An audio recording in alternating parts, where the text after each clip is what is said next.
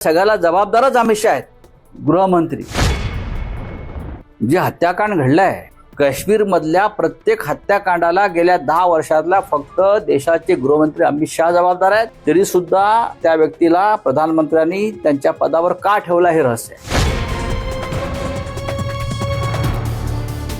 मीडियामध्ये बातम्या येत आहेत, त्यांनी युद्ध सुरू केलंय. मीडियातून विशेषतः राष्ट्रीय मीडियाने युद्ध सुरू केलंय. बॉम्ब टाकलेले आहेत पाकिस्तानवर, पाकिस्तानचे राज्यकर्ते पळून गेलेले आहेत, भूमिगत झालेले आहेत वगैरे. हे युद्ध सुरू आहे, पण मोदीने अद्याप युद्ध सुरू केलेलं नाही. ती त्यांची आता काय मानसिकता आहे पाहावं लागेल. सर, विरोधी पक्षांची जी आक्रमकता आहे किंवा युद्ध जो रचलं आहे तो देशाला परवडणारा आहे का? कारण एक फॅक्शन असं म्हणतोय ज्यांनी युद्धामध्ये त्यांच्या कुटुंबाचे काही लोक गमावले ना, असं आम्ही कुठे म्हणतो. मोदी म्हणाले ना युद्धाची भाषा. युद्धाची भाषा कोणी केली? युद्धाची भाषा प्रधानमंत्र्यांनी केली. तुम्ही जे म्हणताय विरोधी पक्षांना धडा शिकवायला पाहिजे.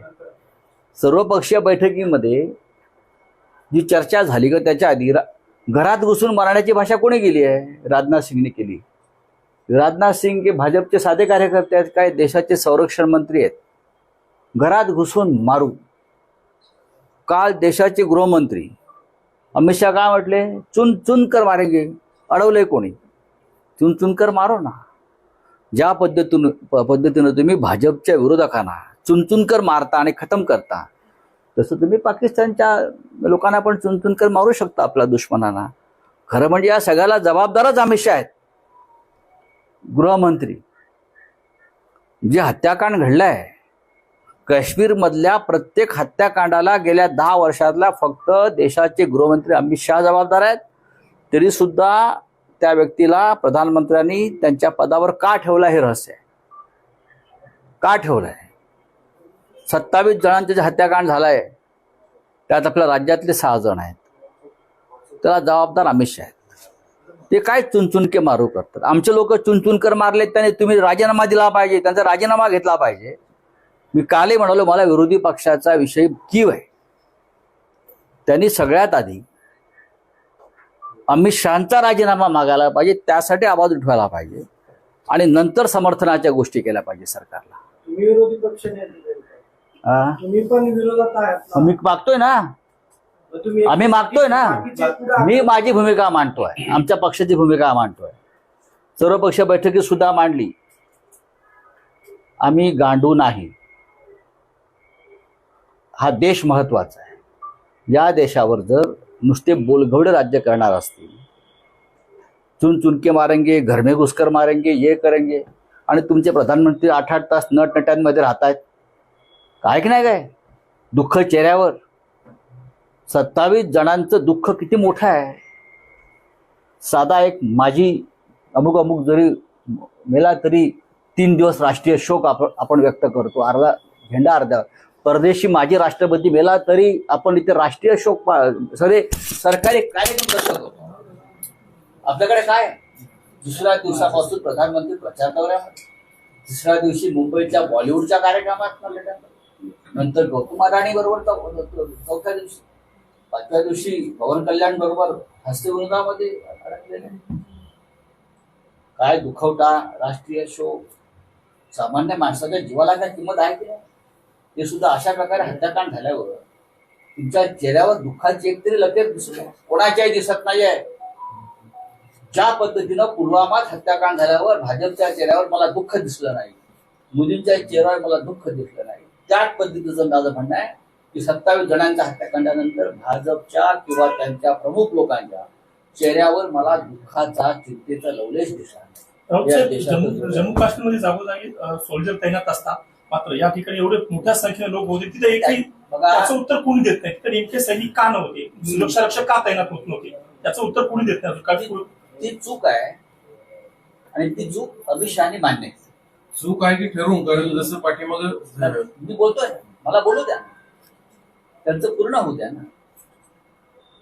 सर्वपक्षीय बैठकीमध्ये अमित शहानी ती चूक मान्य केल्यावरती त्या चुकीची शिक्षा त्यांना मिळायला पाहिजे ना. त्याला जबाबदार कोण आहे? गेल्या 10 वर्षामध्ये जितके जवान, जितके पोलीस, जितके सामान्य नागरिक मारले, त्या सगळ्याला जबाबदार देशाचे गृहमंत्री आणि ते अजूनही पदावरती असलेले आहेत, राज्य करतायत, सत्ता भोगतायत. या देशाची अवस्था आहे. विरोधी पक्षाचे पक्षनेते राहुल गांधींनी विशेष अधिवेशन बोलवण्याची मागणी केली. त्यांनी पंतप्रधानांना पत्र लिहिलंय. लोकसभेच्या अध्यक्षांना पत्र लिहिलेलं आहे की विशेष अधिवेशन बोलवा. विशेष अधिवेशन बोलवून तोडगा निघेल असं तुम्हाला वाटतं? सर्वपक्षीय बैठक सुरू होणार आहे मी ही मागणी की तुम्ही सर्वपक्षीय बैठकीत तुम्हाला गरज आहे म्हणून आमचं ऐका. पण जेव्हा पार्लमेंटला आम्ही काश्मीरवरती चर्चा करण्याची मागणी करतो तेव्हा आम्हाला तुम्ही बोलू दे. यासाठी तुम्ही आम्हाला आश्वासन द्या की संसदेच्या अधिवेशनामध्ये आम्हाला पूर्ण वेळ याच्यावर चर्चा करता येईल. राहुलजीने तीच मागणी केली.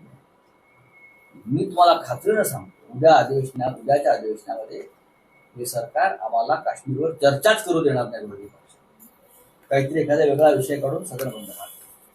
म्हणून या सरकारला त्यांच्या चुकांचं समर्थन करणं विरोधी पक्षानं हे या देशाला परवडणार नाही. सरकारच्या मागे उभं राहिलं पाहिजे, पण हे सरकार नाही आहे. हे नराधम आहे. हे राज्यकर्ते आहे. ते त्या पद्धतीचे राज्यकर्ते नाही आहे ते 10 वर्षापूर्वी होते संवेदनशील, तसे नाही आहेत. त्याच्यामुळे ह्यांना जर कोणी पाठिंबा द्यायच्या गोष्टी करत असेल तर तुम्ही त्यांनी केलेल्या चुकांना पाठिंबा द्या आणि त्यांना पुढल्या चुकांसाठी उत्तेजन द्या. असं माझं स्पष्ट मत आहे. तुमच्या महाविकास आघाडीमधले शरद पवार यांनी पाठिंबा दिलाय. मी काल त्याच्यावर बोलतो ना.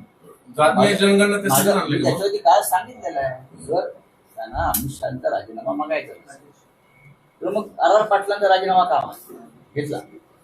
26/11 हल्ल्यानंतर महाराष्ट्रामध्ये आर पाटील गृहमंत्री त्यांनी हल्ला घडवला होता का? नाही. पाकिस्तानने केलेला हल्ला होता. शिवराज पाटलांना आपण एका बॉम्बस्फोटाच्या प्रकरणात का आपण त्यांचा राजीनामा सगळ्या हल्ल्या दहशतवादी विलासराव देशमुखांचा राजीनामा काय? एक साधा ही परंपरा आहे. जबाबदारी घेतली पाहिजे. केंद्र सरकारने जातीनिहाय जनगणनेचा मुद्दा पुढे आणला. याच्यावरचं लक्ष युद्धावरचं लक्ष आम्ही युद्धाची मागणी करतोय. जनतेला वाटतं मोदी घुसणार पाकिस्तानमध्ये स्वतःच, कारण त्याने बांगलादेशच्या युद्धात भाग घेतला. लोकांना असं वाटतं की स्वतःच ते नेतृत्व करतील सैन्याचं आणि जातीचं आणि 56 इंचाची छाती आहे. तुमचा सहकारी पक्ष जो आहे इंडिया अलायन्स मधला काँग्रेसनं प्रचंड कौतुक केलं. जातीनिहाय जनगणनेची मागणी त्यांनीच केलेली होती. राहुल गांधीचीच मागणी आहे. शिवसेना म्हणून तुमची भूमिका काय आहे? तुमचा पाठिंबा या मागणीला पाठिंबा का नसावा? जर बरं असं आहे की राहुल गांधींनी जे एक वक्तव्य केलं आहे की जातनिहाय जनगणनेची घोषणा करून हेडलाईन दिली, पण डेडलाईन कुठे आहे, कधी सुरू करणार ते सांगा, मग आम्ही बोलतो.